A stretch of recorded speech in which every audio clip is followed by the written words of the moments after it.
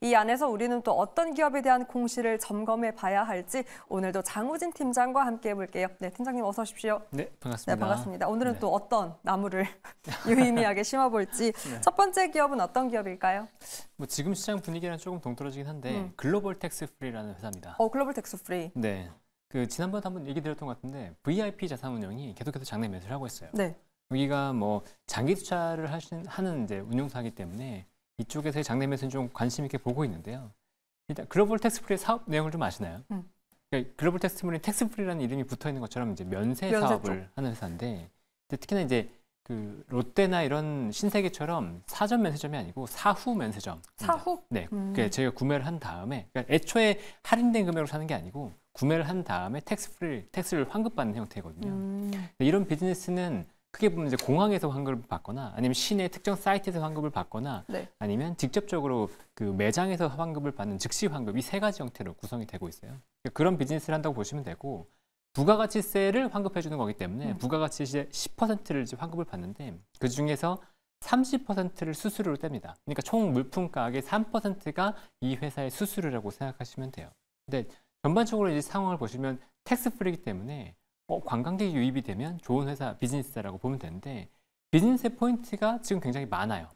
그런데도 불구하고 지금 주가는 굉장히 내려갔기 때문에 관심을 가질 필요가 있을 것 같고 첫 번째는 정부 정책의 변화입니다. 정부 정책도 크게 두 가지 형태의 변화가 있었는데 네. 일단은 최저 금액 금액이 하향됐어요. 맞아요. 네, 아시네요. 네네. 네, 이게 이제 기존에 3만 원 이상을 구매해야지만 면세를 받을 수 있었는데 이번에는 절반. 네, 맞아요. 네, 15,000원으로 바뀌었죠. 근데 이게 굉장히 유의미한 포인트가 뭐냐면 단순히 금액이 바뀐 게 아니고 요즘 관광객들의 패턴이 바뀌었어요. 혹시 명동 가보셨어요, 최근에? 저 깜짝 놀랐잖아요. 쇼핑백이 달라졌어요. 그렇죠. 네. 네. 제가 최근에 쇼핑백을 보면 일단 올리브영이 많아졌고 너무 많아요. 그다음에 다이소가 많아졌어요. 그러니까 기존에 그 관광객들은 면세점을 갔다 그러면 지금은 올리브영과 다이소에서 굉장히 저렴한 가격으로 그 구매를 한다는 롯데 백화점보다 길거리의 상가들의 그 기업들이 훨씬 더 장사가 잘 되는 것 같아요. 네. 그리고 이제 구성도 많이 바뀌고 있어요. 기존에 이제 중국인 중심에서 중국인 일변도에서 외국인들이 굉장히 다양화되고 있는데 그러면서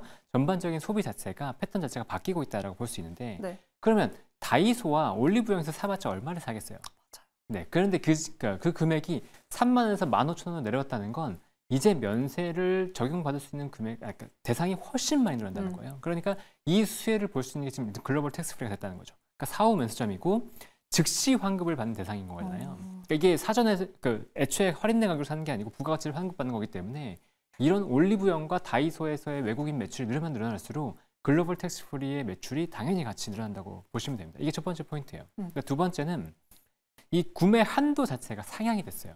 그러니까 방금 말씀드린 건 구매의 최저 한도가 내려간 거고 전체 금액이 있잖아요. 전체 금액이 기존에는 이제 25만 원, 1회 한도를 봤을 때 25만 원 즉시 환급에서의 한도였다면 50만 원까지 늘어났어요. 50만 원까지 사면 돌려줄게 라는 게 된 거고 그다음에 1회가 25만 원에서 50만 원이면 전체 총 금액은 이제 250에서 500만 원으로 상향이 됐어요. 그럼 많은 외국인들이 멈추지 않고 그 금액까지 그래도 최대한 담겠네요. 꼭 그렇지 않다고 보더라도 25만 원, 50만 원, 25만 원 넘었던 금액들이 대상으로 들어온다는 거죠. 네. 굳이 이제 안 채운다고 하더라도 그런 이제 대상 자체가 늘어나기 때문에 전반적인 시장이 굉장히 우호적으로 글로벌 텍스 프리 우호적으로 바뀌고 있다. 그리고 아까 이제 공항원가 시내 환급도 있다고 말씀드렸는데 시내 환급의 이제 대상 자체도 600만 원, 500만 원에서 600만 원 늘어났어요.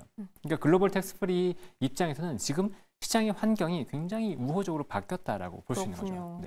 그러면 여기에서 이제 전반적인 시장이 관광객은 늘어날 거냐 이게 관건인 거잖아요. 근데 관광객이 이제 세 번째 포인트인데 2019년에 1950만 명이 들어왔다가 코로나 때문에 급감을 했었어요. 네. 그리고 작년에 1100만 명으로 회복이 됐었고 올해는 한 1500만 명 이상이 될 거라고 보고 있어요. 그러니까 관광객이 회복된다는 건 당연히 이 회사 입장에서는 실적이 좋아질 수 있는 윤이다라고 그렇죠. 말씀드리는 거고 아까 처음에 말씀드렸던 것처럼 처음에 이제 중국인 관광객이 일변도였다 그러면 지금 관광객 그 분포 자체가 약간 바뀌고 있거든요.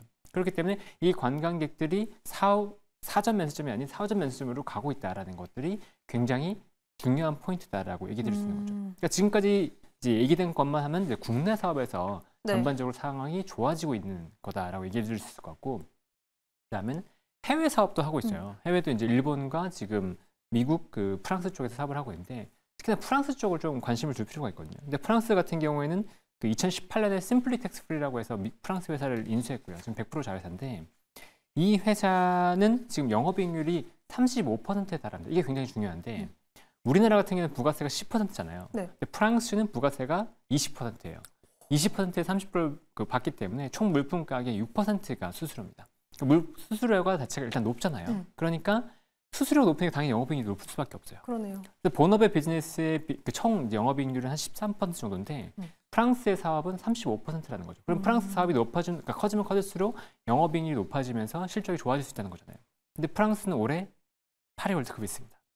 네, 그래서 프랑스 사업이 굉장히 좋아질 가능성이 높아요. 그래서 이제 해외 면세점 사업도 긍정적이다라고 판단할 수 있을 것 같고, 그다음에 또 하나 기대되는 건 태국의 이제 면세점 사업자에 대한 그 사업권 라이선스를 따려고 하고 있는데 네. 그 사업을 따낼 가능성이 좀 있다고 보고 있어요. 만약에 태국 사업을 따낸다 그러면 이제 시장이 성장할 수 있다고 보는 건데 혹시 이제 전 세계에서 관광객 1위 도시가 어딘지 아세요?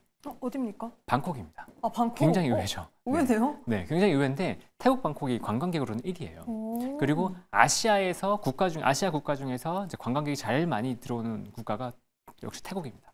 물론 이제 20위권이기 때문에 낮긴 한데 그래도 태국이 굉장히 관광객이 많은 나라예요. 그렇기 때문에 태국의 라이선스를 받는다 그러는 건 역시나 이제 사업의 확장성이 굉장히 크다라고 볼 수 있는 거고, 또 참고로 이제 글로벌 국가 중에서 1위는 어디인 줄 아세요? 어디입니까? 프랑스입니다. 프랑스? 네. 다 왜요? 프랑스는 당연하지 않나요? 왜요? 프랑스는 이제 파리 에펠탑을 비롯해서 이제 관광지가 굉장히 워낙... 큰 관광지니까. 네. 그리고 파리가 이제 방콕에 이은 2위예요. 그러니까 아까 말씀드렸던 이제 프랑스의 파리 월드컵도 있지만 프랑스의 사업 자체는 굉장히 긍정적인 거고 여기에 이제 태국까지 얹어진다 그러면 뭐 장기적으로 봤을 때는 뭐 국내 사업은 당연히 성장할 거고 여기에 해외 사업까지 더해진다고 했을 때 글로벌 텍스프리의 성장성은 있다라고 본다는 거죠. 밸류에이션이 확 높아질 수 있는 그 태국과 유럽 쪽의 네. 모멘텀을 한번 기대해 보도록 하겠습니다. 글로벌 텍스프리를 살펴봤고요. 두 번째 기업은 한국 단자입니다. 자동차 쪽 기업이네요. 네네, 맞습니다. 그러니까 이 한국 단자는 비즈니스를 굉장히 좀 재밌게 봐야 돼요. 왜냐하면 다른 자동차 부품 같은 경우에는 네.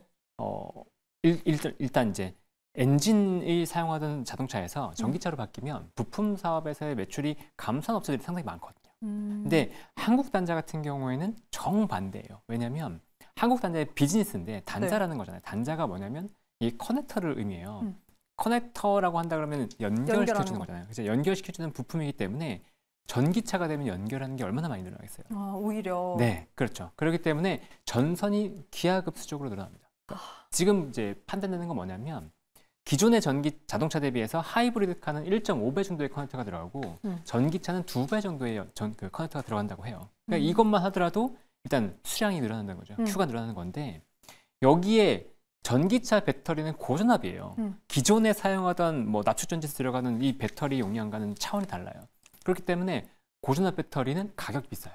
고부가 같이. 그렇죠. 그러니까 수량이 늘어나는데 가격까지 비싼 거예요. 그러니까 한국 단자의 사업에서의 이 비즈니스의 구조가 확 바뀐다는 거죠. 그래서 지금 보면 실제 작년에 현대기아차의 전기차 판매량이 47만 대였거든요. 네. 전체 판매량이 한 6% 정도였어요. 근데 한국 단자에서 전기차 비중이 얼마까지 올라간 줄 아세요? 얼마까지 올라갔습니까? 30%까지 올라갔어요.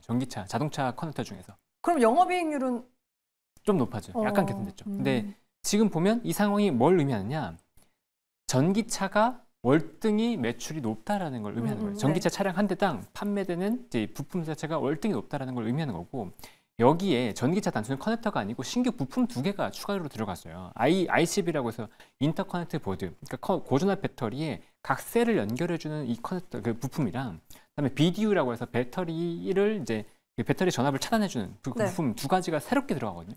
그러니까 기존에 보면 아까 말씀드렸던 것처럼 기존의 그 커넥터가 단가가 올라가고 수량이 늘어난 거 플러스 신규 제품까지 전기차로 들어가다 보니까 전기차가 판매가 늘어날수록 한국 단자는 계속해서 실적이 좋아질 수밖에 없어요. 그럼 그 전기차를 실적을 어디서 확인하면 좋습니까? 현대차 쪽입니까? 기아입니까? 현기차 다 들어간다고 보시면 돼요.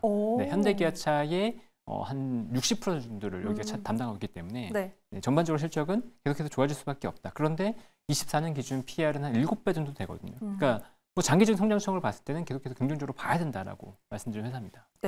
일단 전기차 시장이 도래하면은 수혜를 받을 수 있는 한국 단자 기업까지 살펴봤습니다. 오늘 장우진 팀장과 공시 이야기 또 재밌게 풀어봤어요. 오늘 말씀 감사합니다. 네, 감사합니다.